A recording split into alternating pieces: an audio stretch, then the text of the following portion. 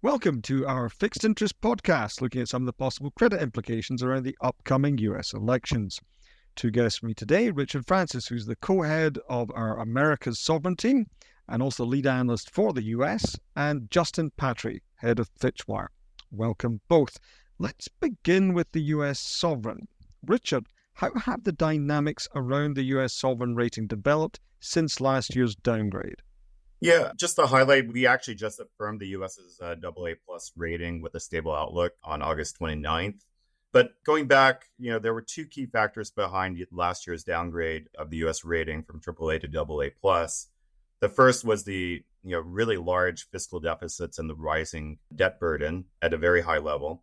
And the second was a deterioration in governance, especially in fiscal policy matters that we've witnessed now, actually for, I'd say, for over 2 decades. So, since the downgrade, I'd actually say that on both metrics, we've had outturns that were worse than we expected even when we downgraded the US rating. The first was the general government fiscal deficit, which includes both the federal as well as the aggregate state and local government deficits. They were actually much worse than we expected. We had forecast at the time a deficit of 6.3% of GDP. And actually, the outturn for the full calendar year was 8.8% of GDP, so much worse than we expected. And, because of that, the debt to GDP ratio also rose more than we expected as a result. And the outturn was 114% of GDP, which is nearly 3 times the AAA median, and even more than double even the AA median. So a very high level of debt. And I think, on governance, we also witnessed some unexpected events as well. As usual, none of the 12 appropriations bills for the fiscal year 2024 were passed on time on September 30th. And in fact, the Congress relied on 4 continuing resolutions to keep the government operating. And, House Speaker Kevin McCarthy was actually ousted from his position in one of those votes for a continuing resolution. Because he worked with Democrats against a faction of his party. And, the appropriations bills were finally passed, but not until March of 2024. So 6 months into the fiscal year, again, with the help of Democrats and again, with the threat of, with the speaker being ousted by members of his own party, which didn't happen, but still it kind of highlights the governance issues in the U.S. So, not a great 12 months since the downgrade. Looking forward, Richard, you mentioned fiscal policy a number of times. Where are the presidential candidates and the main party platforms on this? Do we see anything that's going to make a difference to the fiscal trajectory? Yeah, I think the bottom line is that we're not expecting much change on the underlying fiscal stance, no matter who wins the election, either Vice President Harris or former President Trump. We expect the general government deficit to remain elevated at, above 7.5% of GDP, no matter who wins. Of course, there are major differences on tax and spending priorities under the two candidates. I think Trump's main focus is to extend or even make permanent the 2017 tax cuts that actually expire at the end of 2025. And he'd actually go further. He's called for reducing the corporate tax rate to 15% from the current 21%. He's also pledged to exempt Social Security and earnings from tips from taxes. On the other hand, he supports a universal tariff of between 10 to 20% on all imports and a further 60% on Chinese imports. Of course, tariffs would raise some revenues, but we expect that the additional revenues would largely be offset by additional tax cuts. In the case of Harris, she's matched Biden's pledge not to increase taxes on families making less than $400,000. And this represents approximately 80% of the 2017 tax cuts. So essentially pledging to extend the tax cuts as well for at least 80%. She's also matched Trump's pledge to exempt taxes on tips. And she's furthermore said that she wants to expand child tax credits and give a tax credit of $25,000 for first-time home buyers. And on the other hand, she also said that she would increase corporate tax rates to 28%, back to where they were, from 21% currently.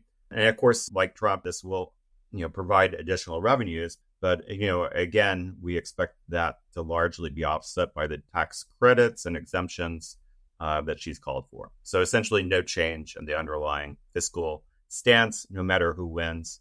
But, there are key differences on taxes and spending. Uh-huh. Sounds like not much difference in the fiscal position then. Is there anything in the longer term structural challenges that the US faces that you see either platform starting to address? No, long-term challenges are there. In fact, I would say the long-term challenges are really becoming more medium-term challenges. I mean, we're looking at Social Security and Medicare, that the funds being depleted in 2033 and 2036. So these are for Social Security especially, it's less than 10 years. And this just kind of highlights the challenges that the country faces from an aging population as baby boomers and enter into retirement. So over the next 10 years, we're going to see both Social Security and Medicare, and even in fact Medicaid costs rise. And I think the other key challenge, other than the Medicare and Social Security, is coming from the interest costs. They've been rising rapidly, and in fact, the interest costs have already overtaken defense spending and Medicare and the budget. Only Social Security ranks higher in expenditures. And we're expecting the interest burden to flatten out somewhat over the next 2 or 3 years, as the Federal Reserve cuts interest rates. But debt to GDP, as I mentioned before, is rising rapidly. And probably in like the next 5 years or so, we're going to see interest costs begin to rise again, especially given the fact that we don't expect any major changes in terms of the underlying fiscal stance. So, two key challenges. One is from an aging population, and two is from the interest burden, which has already overtaken Medicare and defense spending in terms of expenditures. Okay, so we're 0 for 2 on positive drivers on policy developments that affect the US sovereign trajectory. Very quickly on governance, Richard, is there anything we see in this election cycle that you see interrupting what we've also seen as a long-run deterioration on this front? Yeah, I think in terms of governance, obviously the election is going to be key. I think, behind the downgrade were the frequent episodes of brinkmanship around the debt ceiling, failure to pass appropriations bills on time, and, the threats of government shutdowns. And as we just talked about, importantly, the failure to tackle the large and growing deficit and debt burdens, especially as we're expecting increases in spending on Social Security and Medicare. I think there's a couple of milestones that we're going to be looking out for from the November election. First, polls indicate that the race will be very close and will come down to 7 swing states. We'll see how the election plays out. But if it, and I think one thing is, there's a possibility, especially in a very close election, it could be contested again. And obviously the congressional elections will be pivotal as well. We'll see if we have a divided government or not, and how close the majorities are in both the House and the Senate. And, obviously all of these things will, determine how easily legislation and resolutions are made. Very early in the administration, the debt ceiling suspension ends on December 31st. So that will be one of the first key challenges the new administration faces. A divided government, which is a strong possibility, will make a resolution more difficult. And we believe that the government will be able to use extraordinary measures and cash balances to extend the so-called X date, when the government runs out of cash and can't fully meet its obligations, for several months. Another key test will come quickly as well. We don't expect the Congress to pass any of the 12 appropriations bills by September 30th. And in fact, already there's factions that are saying they want to see a government shutdown. We don't expect it to happen. But, they're going to have to, have a continuing resolution to keep the government operating. And we're expecting this at least through December, if not into March of next year. And this will set up a fight and possible government shutdowns at that time. The third one is the tax cuts, the 2017 tax cuts. They expire at the end of 2025.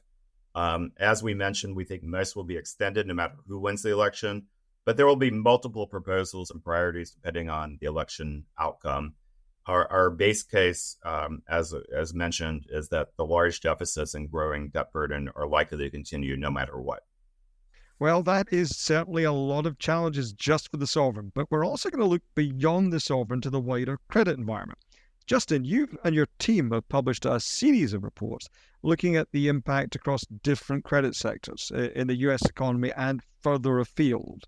Yeah, thank you very much, Richard. Yeah, so there's a lot of content in those reports, so I'll try to distill it to as short and pithy answer as I can. So what we did was try to distill down among all the issues that are being talked about by the various campaigns and pundits and think tanks, what are the issues or the policy themes that could matter most for credit that were emerging in the U.S. election campaign.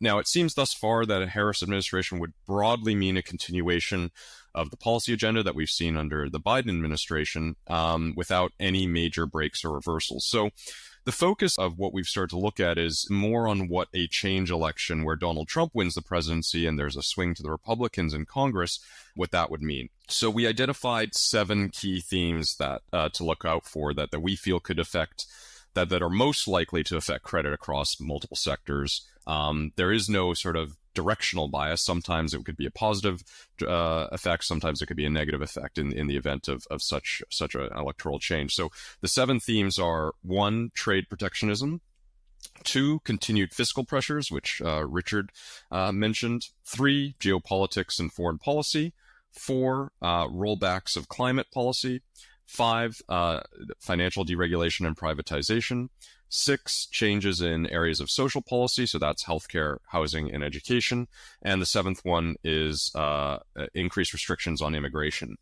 So some of these policy themes have some degree of bipartisan consensus. Both parties have increasingly advocated for protectionist measures over the last 8 years. This includes industrial strategies, subsidies, reshoring, protecting strategic supply chains. Both parties have some areas of overlap in foreign policy. And as Richard again just mentioned, the broad sort of structural direction of U.S. fiscal policy, there doesn't seem to be that much of a differentiation between the two. So in these sorts of policy areas, a victory or a change election would mark more of an augmentation as opposed to a reversal or continuation.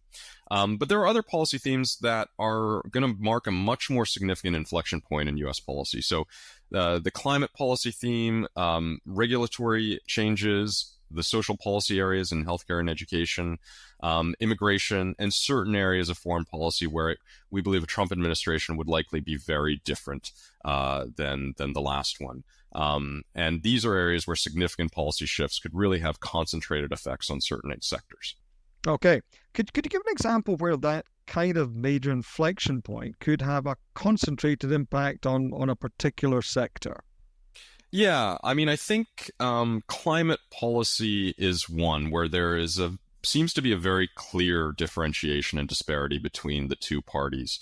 Under Biden, some of his, biggest legislative achievements or laws that were passed were related to climate change, infrastructure, and other sort of climate-related incentives. So hundreds of billions of dollars that have been passed from the Biden administration to essentially filter in through to a climate policy.